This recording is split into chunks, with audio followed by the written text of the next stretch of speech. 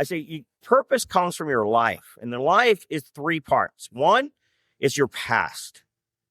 So you got to look back at these past 45 years and you got to determine what in your past do you love to do, right? Maybe it's helping the military. Maybe it's playing the fender. Maybe what is it that you love to do? Then you have to look at the present. Like, what gift do you have, Brett, that God's given you that you could help other people with? Well, you have the gift of knowledge. You have the gift of gab. You have the gift of speaking. You have the gift of helping. You have the gift of investing. You have a lot of gifts. So that's the second answer. The first answer is you love helping people. Your past is giving you a passion for helping others. Two, now you have gifts that have been given to you. Third is, what do you want to be remembered for? When it's all said and done, someone writes your eulogy speech. What are they going to write about? Welcome to the Real Estate Mogul MD podcast. Thanks for tuning in and taking control of your financial future. This is a show where we not only motivate and inspire, we give you actionable real-world experience to help you live life by design. You'll hear journeys and stories from other physicians, investors, coaches, consultants, and entrepreneurs. And now, here's your host, Brett Riggins. Are you building a business, even a real estate business, or just buying yourself a stressful job? Today's guest scaled a 300-deal real estate company, survived Lyme disease, and now coaches entrepreneurs how to grow businesses that serve their lives, not the other way around. Gary Harper is the CEO of Harper Business Solutions and creator of the Rise Business Framework. He's worked with over 4,000 entrepreneurs across 9 countries, helping them systematize their growth, align profit with purpose, and reclaim their time through business leadership, not hustle.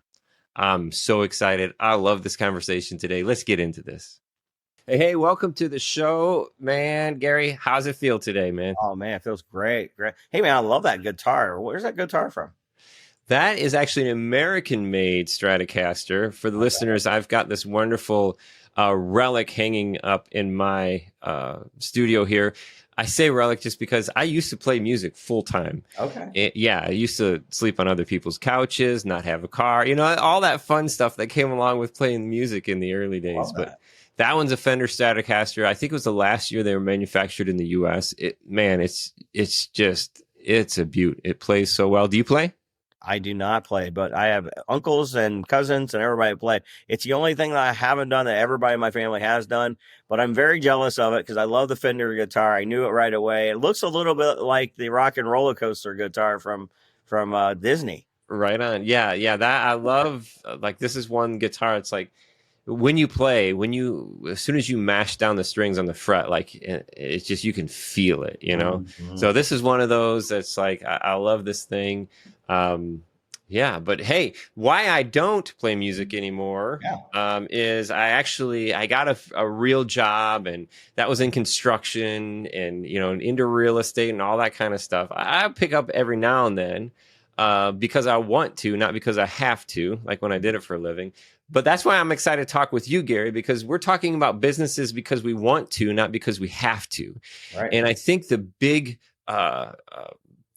turning point in being a business owner is actually being a business owner and not paying for a job. And this is something that you specialize in, scaling businesses, especially in real estate. This was probably the longest, what we call the virtual green room session I've ever had. I think we talked for 20 minutes before we even got started here. We know so many of the same people and I can't believe we haven't crossed paths before, but let's get into this. Let's drop some knowledge here for the listeners, because I think it's important for healthcare professionals to understand that this can be done, right? And make that transition into the life that they want, life by design, based off of some decisions that we're making. So tell us a little bit about Gary, and why does Gary Harper have this ability to help other people transition to where they want to be in life? Well, it's because I failed at it, right? Like, I failed in a lot of ways, but I also succeeded in a lot of ways. I think failure is a great, teacher of things. And I think success is a great teacher. And so when you get both, you get success and failure that have taught you lessons that put you in an area of expertise. And I think, wisdom comes from experience and knowledge. and being able to see patterns. And now after I've worked with over 4,000 entrepreneurs in the last 10 years, I've seen a lot of patterns. I've seen a lot of very similar things. There's not really anything that surprises me anymore. I've got a lot of gray at this point because, I've seen a lot of areas of problems. I've seen a lot of downturns, a lot of upswings in real estate, business in general. But my journey started off in the late 90s, or early 2000s. I became an executive for a Fortune 500 company. National manager of business initiatives and development was my title, and then worked my way up throughout the ranks and helped Fortune 500 companies do honestly very similar to what I do now with entrepreneurs. But I got that itch for real estate, 2004, after working for my brother-in-law and rehabbing some houses. And you said you got into real estate around that same time in 2007. I don't know about you, man, but it wasn't very kind to me, right? I bought a bunch of fix and flips and rentals and did it all wrong, and the market taught me a very valuable lesson. And I think it taught a lot of people a valuable lesson back then. And I came out of 2009, 2010, licking my wounds, vowing never, ever to do real estate again. And I made a promise to my wife at the time, and my kids, and my family. And I'm like, I ain't doing that again. I learned, file bankruptcy. I lost it all. And actually at the end of that 2011 year, it was about the same time I got bit by a tick with Lyme disease and got Lyme disease. Bit me in my C5, my C6, not a normal case. It got into my spine and my brain and really wreaked havoc on my system very, very quickly. Ended up with like 26 panic attacks a day and just struggled to function.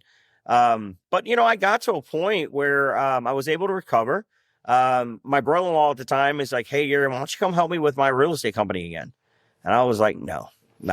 He's like, bro, you can't do anything else right now. You're still recovering. Just come in and lend a hand. And he's like, I said, man, I'm not interested. He's like, I'm wholesaling now. We're in and out. We're not taking on risks, blah, blah, blah. And that intrigued me. It's like, can I get in and get out without the risk that associates with real estate? And he taught me how to do it. And I came in and we started wholesaling houses, and we built a company doing 300 deals a year.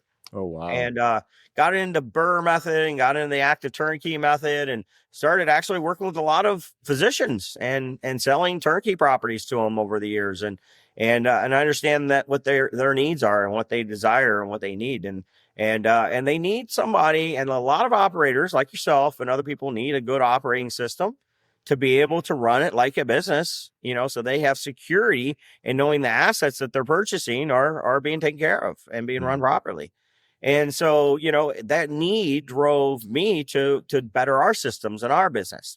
And so, I brought back in my knowledge of corporate and the Six Sigma and fundamentals of quality and all those things. And also I coupled at the time with, the entrepreneur operating system, the EOS system. And I started looking at that in the ways to which to create like, some structure.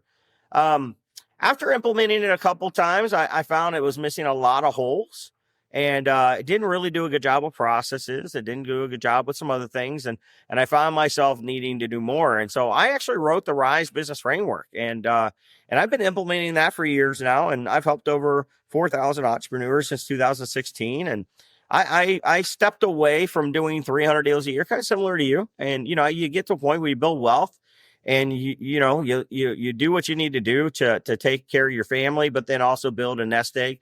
But I didn't get into coaching just because I needed to do more work or needed more money. I got into it because my phone kept ringing. People kept calling me going, hey, can you help me with my business like you did yours?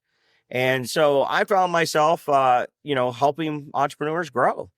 And one thing I find a lot of times is entrepreneurs know how to make money, but making money and running a business, they don't always come together, and a lot of times when they try to run the business, they stop making money. And so that's where I found the danger. And so I've made my mission now to do a good work by helping God's work as my purpose. But I've decided to do that good work side of it. And the good work, I define it as helping an entrepreneur grow a business while still making money and being able to let go without losing control. And so that's the journey to where I am today. And so I appreciate you asking, Brett. Yeah. How about helping entrepreneurs rise? And tie that into the book, huh?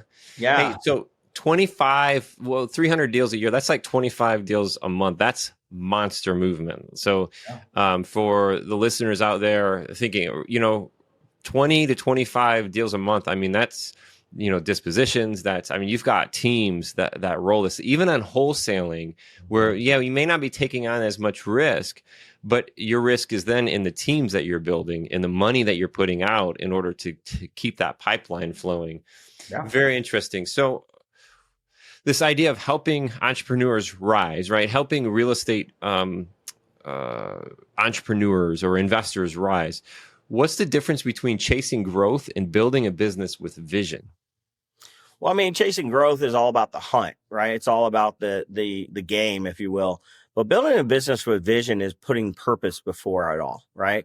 And so like when we build a business and we do it on purpose, we're pushing the business to get to a point of sustainability, and we're pushing it to get to a point of success. And success is measured in like Harper Business Review. Stage 5 of business is measured when you achieved your purpose, why you started off that business in the first place. And so when we create a vision, the Bible says where there's no vision, the people perish.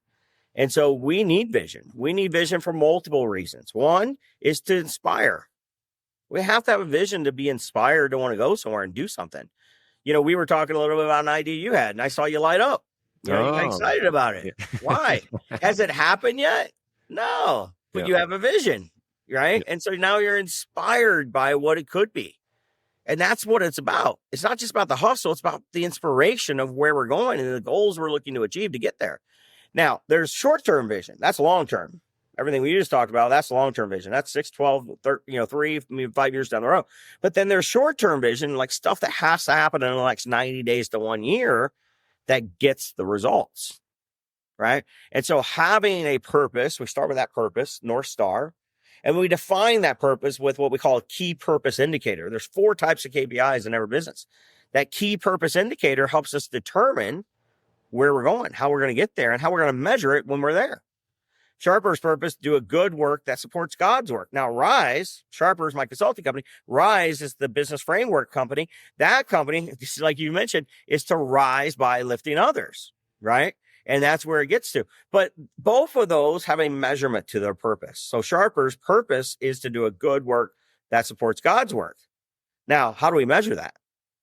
By giving $2.6 million by 2026 to God's work.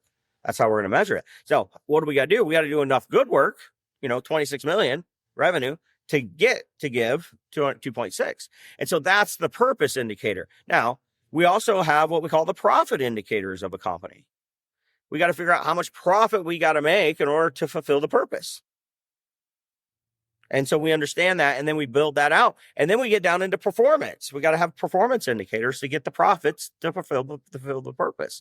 And the performance indicators are like, how many deals did we do? How many closings did we have? What was our average profit per deal? Right? Those are performance indicators that create the profits that fulfill the purpose. But then probably the most important metric in every business is what I call your process indicator. And the process indicator is your daily numbers, right? And so when we start off that North Star, and we're not just hustling anymore, we're building a business, we're building a business towards that purpose. And we're trying to figure out what that purpose is and how do we even measure that we gotten to the top of the mountain? Then we have to say, what do we have to gain to get there? What is our profit indicators that are going to help us fulfill that purpose? Because you can have the Lamborghini car with no gas and you ain't going to drive it, right? Mm-hmm. So you need gas, you need the gain to get to the purpose. And then we have to figure out from there and build down into the performance. How many deals we got to do? How many closings do we have? How many fix and flips? How many wholesales? All those things. Then we drive down to that daily number. That daily number is where it protects everything else. How many offers did you make today? How many appointments did you go on? Right? How many closings that we have with issues right now?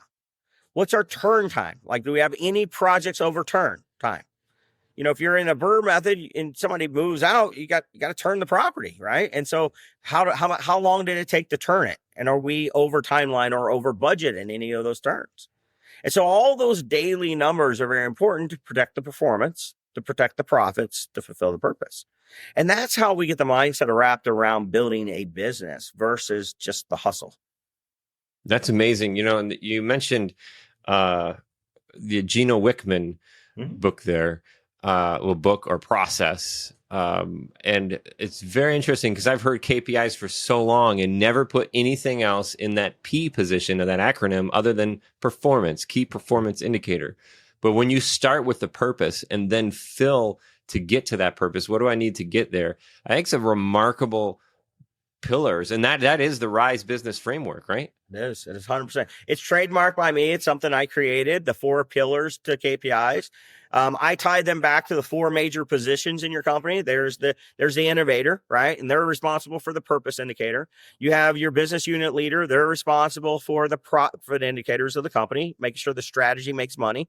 Then there's performance, and the managers of the organization are responsible for the performance of the organization. And your employees are responsible for fulfilling the process indicators every day and doing those things. So when we talk about everybody having a number, well, those are your numbers. As the innovator, your job is to protect the purpose, right? That create the vision to get us to our purpose. The business unit leader, they're responsible for the profits, making sure we make money to fulfill purpose. Your managers are responsible for the performance of the company that makes us make money to fulfill our purpose. But the employees are responsible for the daily tactical activities, which is what we call process indicators, and getting us to the performance that fulfill the profits and ultimately gain our purpose. And those same positions are tied to those KPIs, but then I also tie them back to the meeting structure of the organization. You know, as an innovator of the company, the purpose indicator is yours. Well, you also have a meeting that is your town hall. That's your cultural meeting that you need to talk about the purpose. And if we're achieving purpose with your employees and keep everybody inspired, that's your job. Now, the business unit leader, their job is to take the strategy and create a plan. And so their job, that profit indicator, is done in that strategy or that planning session every quarter to carry out the strategy for the visionary and the innovator. And so I always tell people, you know, I've done probably 20,000 plus strategy sessions at this point. And that's just a guess. But when you do 300 clients a year, you know, for 10 plus years, you're going to get up there pretty quickly. And so I've done tons of strategy, 4 quarterlies at that. And so, 300 times 3 times 10 years, whatever that number works out, maybe it's north of 20. I'm not sure, but I've got a calculator right here. It says a lot. I mean, we could figure it out. I've never really thrown it out there, but when you think about that, you know, I've never gone into a strategy session and somebody's like, man, you know, Brett, I made too much money this quarter. I think I want to change strategy. Mm-hmm. Right? Nobody ever says that. They always go, bro, I got to change strategy. I didn't make any money. And so the profit indicator is attached to the business unit leader and to that strategy session. And then you have weekly meetings, organizational meetings, right? Those are the meetings that the leaders, the managers of the organization run and are part of to make sure that we perform. And so that KPI is attached to that organizational weekly meeting for the leaders, managers of the organization to monitor performance. And then you have the tactical, the daily meeting. The same page, the daily huddles that we are reviewing the process indicators with our employees. Hey, how many offers did you make yesterday? How many appointments did you go on? Those daily numbers to protect the performance, that protect the profits, that fulfill the purpose. And so when we do it in that conjunction, we protect communication, we protect the meeting structure, we protect the KPIs, we get confidence, and that confidence allows us to let go. So the one thing I've struggled with, Gary, is purpose. First of all, I love that we're getting the chance to meet. And when we talked about this, it's like my people got in touch with your people. We don't know how I met. We're both like, do you know who I am? Do you know who I am? But we're here. I think it's perfect timing. I think it's perfect timing to share this with the listeners as well, too. And I've got so much I want to dig into. One of the things, just to start with the purpose thing, I've always struggled with that, Gary. How do I mean, you said you saw me light up when I was talking about the project that I was working on. Yeah. That's the passion, right? Mm-hmm. But the purpose behind that is, where do I find that? Like, sometimes I get lost. I know what I would love to have, you know, there's something about vets that stand out to me. Like, I didn't serve in the military, and it just gives me goosebumps even thinking about it. Like, I will get up out of my chair. Everything that I can do, pay for whatever I can do to say thank you to them and their family for allowing us to do this crazy thing that we're doing right now, right? Yeah. So that's is that my purpose? And my wife is the same way with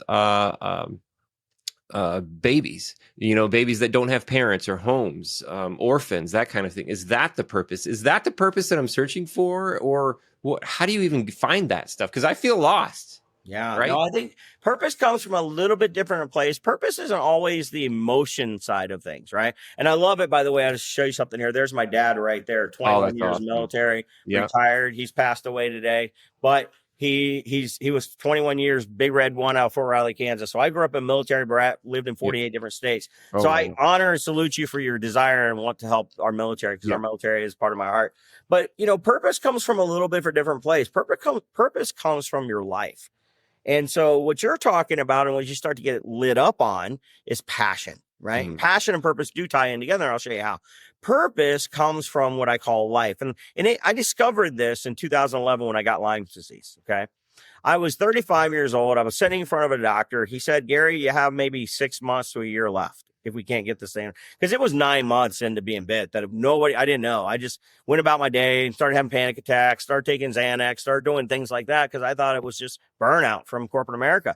And it wasn't. It was obviously a disease. And I started losing weight and thought I was getting in shape. But really, my hormones were getting knocked off. All kinds of things were autoimmune basically was kicking in at that point. And I found myself on the end of this, and it's like, oh, I don't know if I can heal my body in time, right? And so I'm sitting there, and with that doubt in my mind, my head in my hands, the tears running down my forearms, you just picture that moment of just a complete exhaustion, complete fatigue, complete just wanting to give up at that moment, and then also a sense of loss. And so this defeated mindset sitting in my body of like, what was this all about? If I don't live through this, if this does take me out, did I fulfill my purpose? And I remember sitting there thinking about that. I remember thinking to myself, God, if you'll give me my life back, I'll give my life back to helping other people somehow, some way, figure this out so they don't get to the end and have this mortality motivation kick in or sense of loss. And so I don't want anybody to be there. I don't want you to be there, Brian. I don't want your listeners to be there. I want you all to 100% know. And here's the exercise I do, I through with my clients. I say, purpose comes from your life. And the life is 3 parts. One is your past. So you got to look back at these past 45 years and you got to determine what in your past do you love to do, right? Maybe it's helping the military. Maybe it's playing the fender. Maybe what is it that you love to do? Then you have to look at the present. Like, what gift do you have, Brett, that God's given you that you can help other people with? Well, you have the gift of knowledge.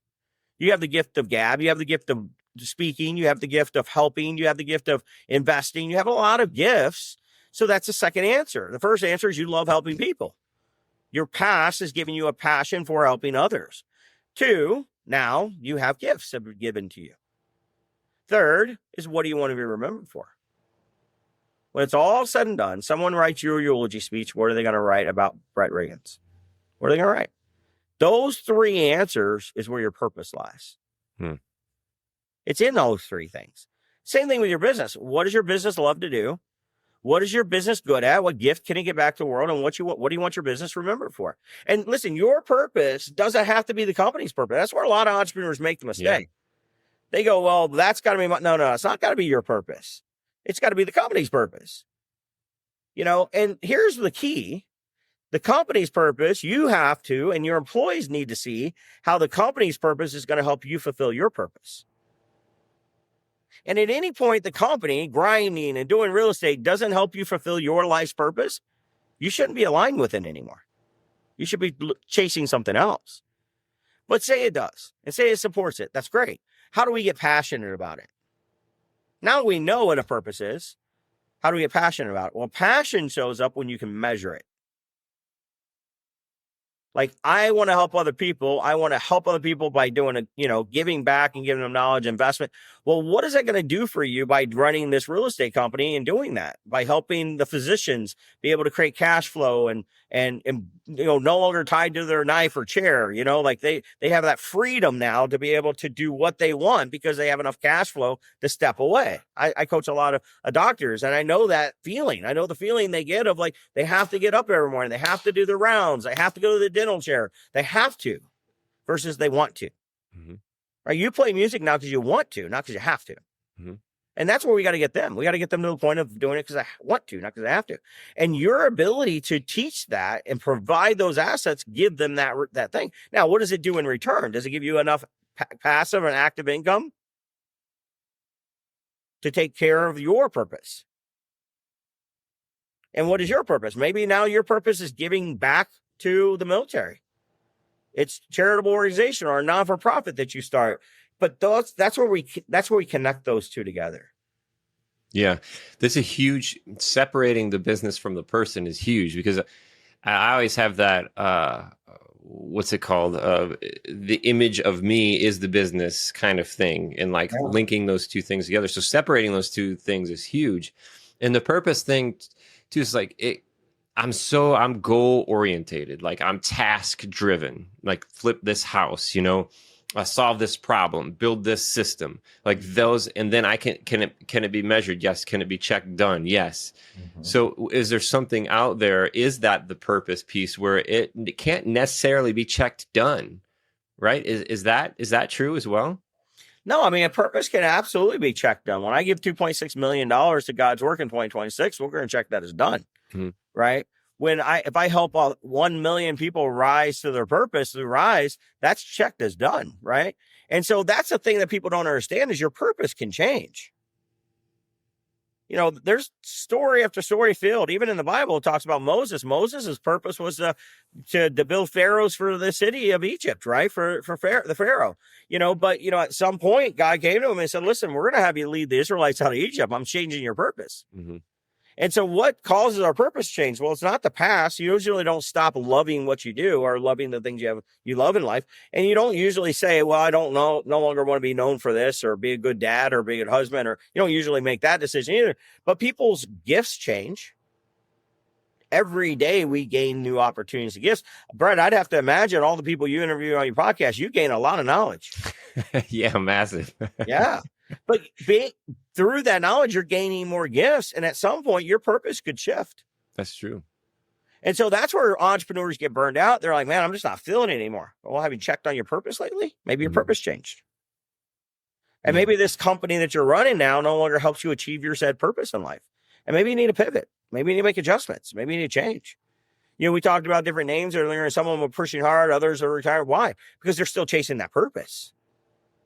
They're still passionate about it. And so here's the path to success, right? Purpose starts with a tactical thing. I'm going to do real estate. Why? Well, because if I do enough real estate, it gives me enough money to be able to help the military. Now I become passionate about it. And if I become passionate about it, you stay focused, right? Because what happens is from passion to focus, you get obsessed about what you're doing.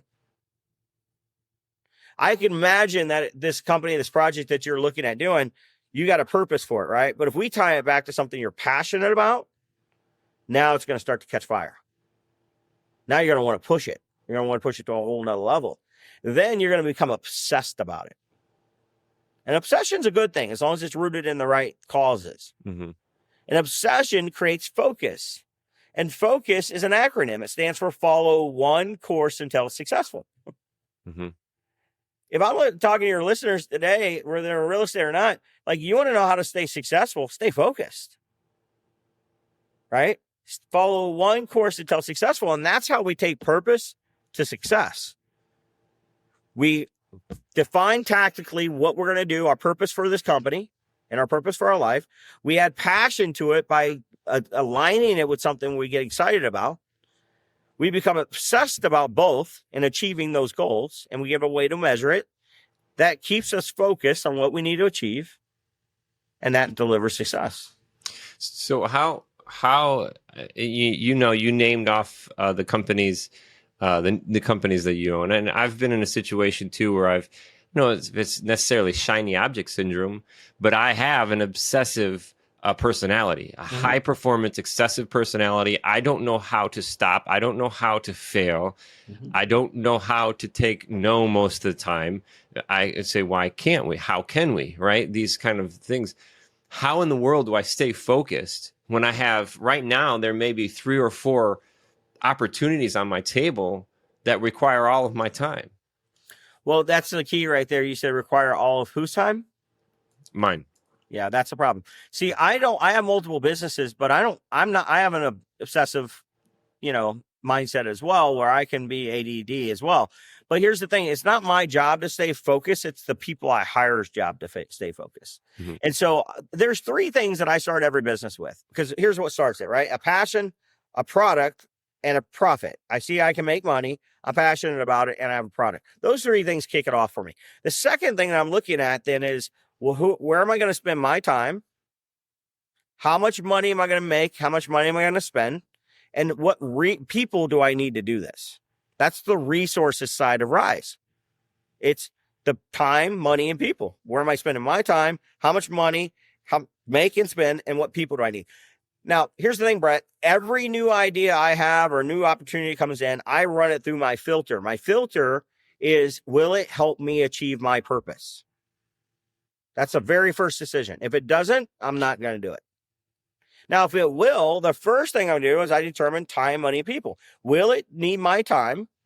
How much money will I need to make? How much money will I need to spend to make it happen? And who's the person I can hire that can stay focused on this business? And that's my business unit leader.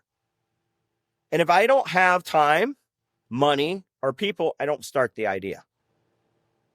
I've started 67 businesses. I've sold 10. Holy cow. And I have 14. Holy cow. You do the math. 67 minus 24. That's all the businesses I started and shut down. Mm-hmm. You know why? Because it required too much of my time. So I was losing focus. It didn't make any money in the time frame that I determined it needed to make it in based on my business performance, or I couldn't find the right people. And this one is probably the one that's killed those businesses more than not. The people. Because if I don't have the right business unit leader to run the company and stay focused on it, I'll shut it down tomorrow. I don't care how much money it makes me. Because I value my time. I value my focus. Because if we don't stay focused, we're not going to get successful. Now, if we start new businesses and they match up to our time, money, and people, then let them run. The key, though, is not using your time. Yeah, that's huge. That's huge. And I'm sure the listeners out there feel the same way because, as a healthcare professional, still trading time for money, knowing what that means, tied to the chair, tied to the knife, whatever it may be, that time piece is huge, but attention is so big. And I say this all the time. I close this show out. Thank you for your time. And more importantly, thank you for your attention. The things that steal our attention these days are sometimes we don't even know something's stealing our attention. But if we design the business or feed the idea that aligns with our purpose and then build back from there, understanding that, hey, is this going to help me get closer to my purpose? Right. Yeah. And that way I can keep my attention where it needs to be. 30 minutes. We're going to cut this thing at 30 minutes. Come on. This could be hours and hours. The sharperbusiness.com, right? That's where everybody needs to go. I know the listeners are feeling this. The ones who maybe want to make a difference, who want to make a change, even in their own life. Yeah. This is what drives it. And if I could say one thing about the people that we've talked about, my colleagues, Gary, you are part of their transformation and their growth. This is real. This is real results. And it's in the numbers that you've been mentioning, the thousands of people that are doing this. You get to see so much. Just like when you said, I get to speak with a lot of people and a huge smile goes on my face. Yeah, it's a blessing, right? This is a blessing to be able to learn so much and share so much at the same time. But what we want to share is sharperbusiness.com. What is on there? How can you help some of the listeners that are dialed into us right now? Well, I think there's three ways in which we help people. One is information, right? There's a lot of information out there. We have a Coach Gary AI bot that people can get and download and ask questions. We have the Rise AI chat bot that people can get to help them structure their company. But we post a ton of information. Sharper Business Solutions doesn't charge for information. The only thing we charge for is implementation. Information's free. Implementation takes experience, takes coaching. And I'll tell you guys today, as you take and sign off, be careful paying for teachers that call themselves coaches. Be careful for paying for teaching teachers that call themselves coaches. Coaches comes with experience. Comes with 21 years of experience, to be exact. A lot of gray hair. I've written 6 books. We have 6 books on Amazon, Audible. the Rise Business Framework, the Purpose to Rise, which is about a real estate entrepreneur that's using the Rise Business Framework to scale his company. It's a fable. And then we have Is Your Business Sick? I kind of tie back on my journey of being sick back into identifying parasites in your business, right? And so I think it might be good for one of your doctors to read and physicians to read is like, Is Your Business Sick? They help a lot of sick people every single day, but some days they need to learn how to heal their own company and their own business. So it might be a good book for them to read. It's on Amazon. But that's what I would give away today is it's just we give a lot of information away for free. You can follow us on TikTok. You can follow me on Instagram. You can follow me on YouTube. A lot of good information that's out there for you to have. And a real dude, a real guy sitting here on the screen with me and listeners hearing us over the radio. You can just sense, I always say that too, the genuine factor that people have when you're talking about experience and results. Yeah, it's definitely there, Gary. Difference between teachers and coaches, that's also interesting. And I was just scrolling through the website here, and I just noticed another person that we've worked together on too. Lamasu leads, Scott Morse. Yep. Scott Morse. So he's a big boy too. Yeah. He's a character. We're in 9 countries at this point. So like he's outside the United States, but Lamasu, it's great. He's a great man. Scott Morse is a great dude. Yep. Very cool. All right, man, let's wrap this up. We'll definitely, I think we need to have you back sometime and keep chatting here. Yeah, there's so much value in this stuff. And you can see I'm just like a kid watching cartoons when you're talking here. I'm just like cued in on it. I appreciate it. All right. So I got a few quick questions here for you before we jet. I like this. We started doing this. It's a quick fire kind of thing. So just a real short answer. First thing that pops in your mind. Okay. One thing you believe about business most people don't. One thing I believe about business that most people don't, that you can do it without you. Most impactful system you've ever built. The 4 KPIs. Legacy in one sentence. Others. Wow. Helping others achieve theirs. Wow. That's awesome, man. Hey, for the listeners out there, sharperbusiness.com. That's a wrap, Mr. Gary Harper. Thank you so much for your time. We're going to have you back, and we're going to have to continue our conversations as well, too, so I can continue watching this cartoon like a kid. Okay. Thanks for having me. So if you're tired of building businesses that burn you out, Gary's message is your blueprint. Start with purpose, build with systems, and protect your time. Learn more at sharperbusiness.com. Go there. I'm telling you what, I'm going there. I can't wait to continue the conversation with Gary. And like always, thank you for your time. And more importantly, like I said earlier, thank you for your attention. It's so important. This is the Real Estate Mogul MD. This episode is powered by Crescent Tech. If you are looking for a CRM built for real estate investors, discover Streamline REI by Crescent Tech. Simplify, automate, close faster.